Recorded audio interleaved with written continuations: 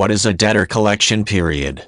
A debtor collection period is the amount of time that is required for customers of a business to receive invoicing for goods and services rendered, schedule payment for those invoices, and ultimately tender that payment to the provider.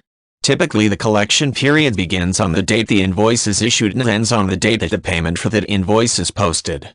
Companies will monitor both the debtor collection period for each individual customer and also periodically take a snapshot of the average period as it relates to the entire customer base. Doing so makes it possible to identify when the period is undergoing some sort of increase and allow the company to take appropriate action to reduce the period to an average that is more advantageous. The basic formula for calculating any type of debtor collection period for a customer base as a whole begins by identifying the average number of debtors relevant to the time period under consideration. This is done by identifying the number of active debtors on the first day of the period as well as the active debtors on the last day of the period. Those two figures are added and then divided by 2 in order to provide the necessary average. Once the average number of debtors for the period is established, the duration of the period under consideration is identified.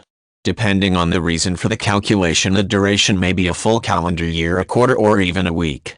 Multiplying the average number of debtors by the duration expressed in the number of days involved in the period will provide the final result.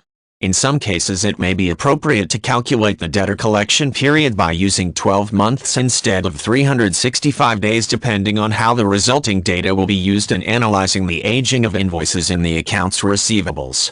That figure is then divided by the total number of sales generated during the period under consideration to identify the average debtor collection period for that particular time frame. Ideally, the goal is to achieve a debtor collection period that is shorter rather than longer. For example, if the calculation indicates that the average debtor collection period is 60 days or less, this is an indication of a healthy turnover in the accounts receivables that is likely providing an equitable amount of cash flow.